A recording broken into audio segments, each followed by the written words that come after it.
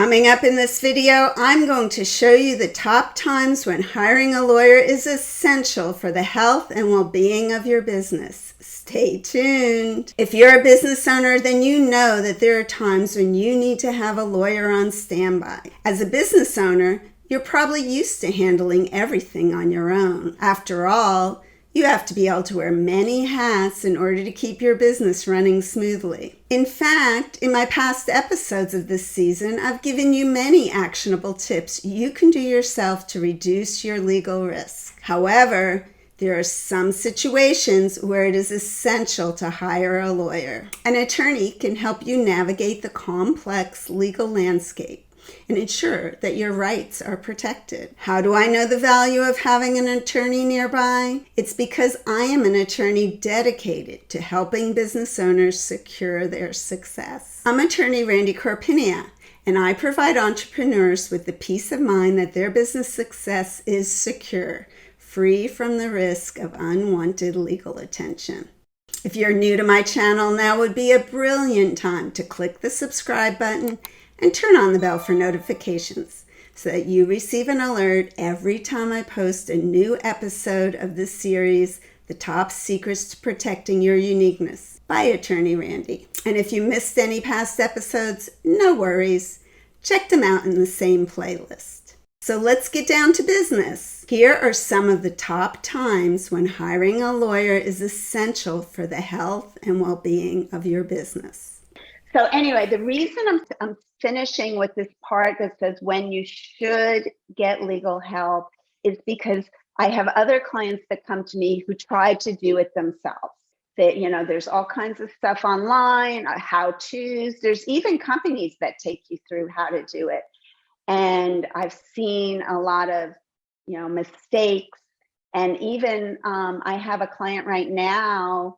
I just filed 2 new trademarks. He didn't come to me for a trademark.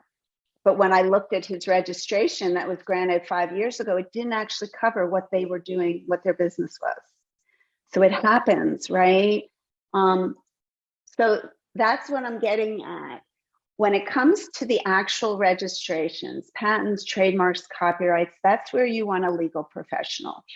The applications kind of feel like you can do them yourself, but there's a lot to it that, is easy to get wrong. And if you don't know, the trademark law, you don't know copyright law, patent law, you will get it wrong.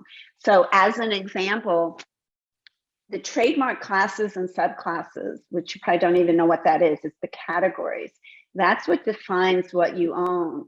Cammie won't own her trademarks for everything in the universe. She'll only own it for what her services are. So the example I give all the time is Delta Faucets and Delta Airlines. We know both of those, right? They both have lots of trademarks. They live together, they coexist because they're totally different.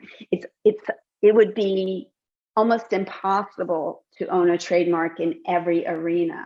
And that's one of the areas that trademark owners that try to do it themselves get wrong. They don't understand, what are the correct, how do you do that?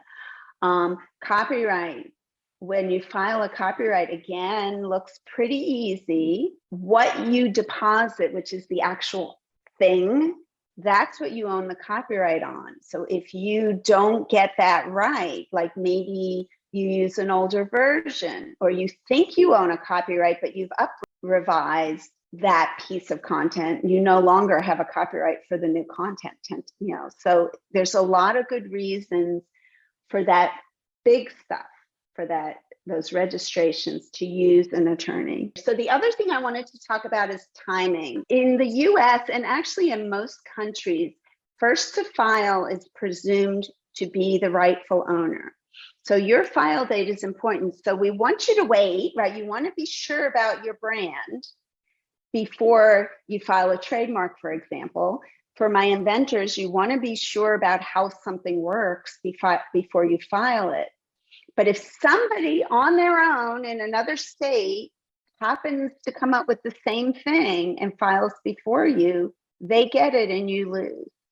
So I do want you to know that there is a bit of a timing you have to get right, which is you're sure this is your brand, it's not changing, you have the budget, but don't wait too long, because if your brand gets out there and it's catching on and you haven't trademarked it, or your content is out there and it's catching on and you haven't registered it, or your invention, whatever it might be, somebody else could invent it, could come up with the same idea, could come up with the same brand before you innocently, and they're going to get it first. So do be cautious about that juggle of timing. And the other thing I wanted to mention that I see a lot of small business owners use DIY is contracts and agreements.